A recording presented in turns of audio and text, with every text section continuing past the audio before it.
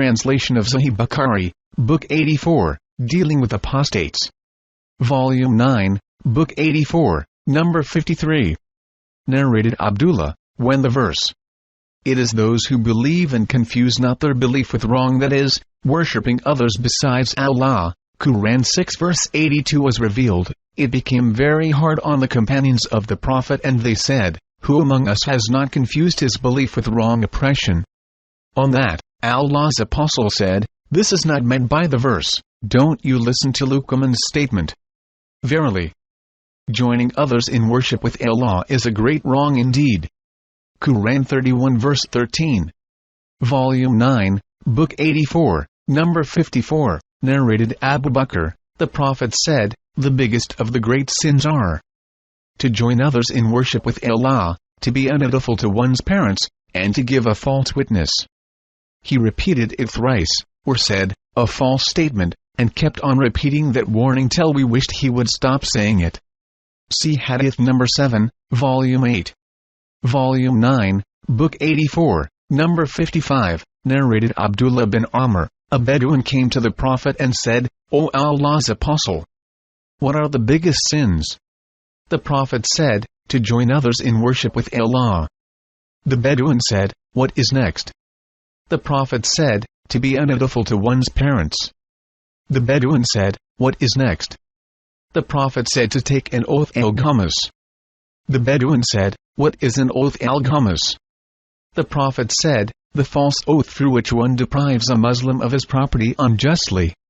Number 56, narrated Ibn Mas'ud, a man said, "O Allah's Apostle, shall we be punished for what we did in the pre-Islamic period of ignorance?"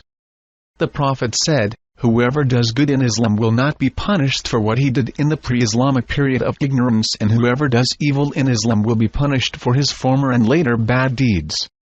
Number 57, narrated Ikrimah, some Zanatika, atheists were brought to Ali and he burnt them. The news of this event reached Ibn Abbas, who said, "If I had been in this place, I would not have burnt them, as Allah's Apostle forbade it, saying, 'Do not punish anybody with Allah's punishment fire.' I would have killed them according to the statement of Allah's Apostle, 'Whoever changed his Islamic religion, then kill him.'" Number 58, narrated Abu Burda, Abu Musa said, "I came to the Prophet along with two men from the tribe of Ashariyan, one on my right and the other on my left, while Allah's Apostle was brushing his teeth with a siwak, and both men asked him for some employment. The Prophet said, "O Abu Musa, O Abdullah bin Qais." I said, "By him who sent you with the truth, these two men did not tell me what was in their hearts, and I did not realize that they were seeking employment." As if I were looking now at his siwak being drawn to a corner under his lips, and he said, "We never or we do not appoint for our affairs anyone who seeks to be employed. But O Abu Musa, or Abdullah bin Qais, go to Yemen." The Prophet then sent Mu'adh bin Jabal after him, and when Mu'adh reached him, he spread out a cushion for him and requested him to get down and sit on the cushion. Behold, there was a fettered man beside Abu Ma'isa. Mu'adh asked, "Who is this man?" Abu Ma'isa said, "He was a Jew and became a Muslim and then reverted back to Judaism." Then Abu Ma'isa requested Mu'adh to sit down, but Mu'adh said, "I will not sit down till he has been killed." This is the judgment of Allah and His Apostle for such cases, and repeated it thrice. Then Abu Musa ordered that the man be killed, and he was killed. Abu Musa added, "Then we discussed the night prayers, and one of us said, 'I pray and sleep, and I hope that Allah will reward me for my sleep as well as for my prayers.'" Number 59, narrated Abu Hurairah, when the Prophet died and Abu Bakr became his successor and some of the Arabs reverted to disbelief, Umar said, "O Abu Bakr, how can you fight these people, although Allah's Apostle said, 'I have been ordered to fight the people till they say, none has the right to be worshipped but Allah,' and whoever said, 'None has the right to be worshipped but Allah, Allah will save his property and his life from me, unless he does something for which he receives legal punishment justly, and his account will be with Allah.'" Abu Bakr said, "By Allah, I will fight whoever differentiates between prayers and zakat, as zakat is the right to be taken from property according to Allah's orders, by Allah. If they refuse to pay me even a kid they used to pay to Allah's Apostle, I would fight with them for withholding it. Umar said, by Allah, it was nothing, but I noticed that Allah opened Abu Bakr's chest towards the decision to fight, therefore I realized that his decision was right. Number 60, narrated Anas bin Malik, a Jew passed by Allah's Apostle and said, Assalamu alayka. Allah's Apostle said in reply, Wa alayka. Allah's Apostle then said to his companions, do you know what the Jew has said? He said, Assalamu alayka. They said, O Allah's Apostle, shall we kill him? The Prophet said, no. When the people of the book greet you, say, Wa alaykum. Number 61, narrated Aisha, a group of Jews asked permission to visit the Prophet and when they were admitted they said, Assalamu alayka, death be upon you. I said to them, but death and the curse of Allah be upon you. The Prophet said, O Aisha, Allah is kind and lenient and likes that one should be kind and lenient in all matters. I said, haven't you heard what they said? He said, I said to them, Wa alaykum, and upon you. Number 62, narrated Ibn Umar, Allah's Apostle said, when the Jews greet any one of you they say, Salam alayka, death be upon you. So you should say, Wa alayka, and upon you. Number 63, narrated Abdullah, as if I am looking at the Prophet while he was speaking about one of the prophets whose people had beaten and wounded him, and he was wiping the blood off his face and saying, O Lord, forgive my people as they do not know. Number 64, narrated Ali, whenever I tell you a narration from Allah's Apostle, by Allah, I would rather fall down from the sky than ascribe a false statement to him, but if I tell you something between me and you not a hadith then it was indeed a trick, that is, I may say things just to cheat my enemy. No doubt I heard Allah's Apostle saying, during the last days there will appear some young foolish people who will say the best words but their faith will not go beyond their throats, that is, they will have no faith and will go out from leave their religion as an arrow goes out of the game. So, wherever you find them, kill them, for whoever kills them shall have reward on the day of resurrection. Number 65, narrated Abdullah bin Amr bin Yasir, that they visited Abu Sa'id al-Khudri and asked him about al-Haruriyah, a special and orthodox religious sect. Did you hear the Prophet saying anything about them? Abu Sa'id said, I do not know what al-Haruriyah is, but I heard the Prophet saying, there will appear in this nation. He did not say, from this nation, a group of people so pious apparently that you will consider your prayers inferior to their prayers, but they will recite the Quran, the teachings of which will not go beyond their throats and will go out of their religion as an arrow darts through the game, whereupon the archer may look at his arrow, its nasal at its risaf and its fuka to see whether it is blood-stained or not, that is, they will have not even a trace of Islam in them. Number 66, narrated Abdullah bin Umar, regarding al-Haruriyah. The Prophet said, they will go out of Islam as an arrow darts out of the game's body. Number 67, narrated Abu Sa'id, while the Prophet was distributing something, Abdullah bin Dilqazir at-Tamimi came and said, be just, O Allah's Apostle. The Prophet said, woe to you! Who would be just if I were not? Umar bin al-Khattab said, allow me to cut off his neck. The Prophet said, leave him, for he has companions, and if you compare your prayers with their prayers and your fasting with theirs, you will look down upon your prayers and fasting, in comparison to theirs. Yet they will go out of the religion as an arrow darts through the game's body, in which case, if the qudad of the arrow is examined, nothing will be found on it, and when its nasal is examined, nothing will be found on it. And then its nadi is examined, nothing will be found on it. The arrow has been too fast to be smeared by dung and blood.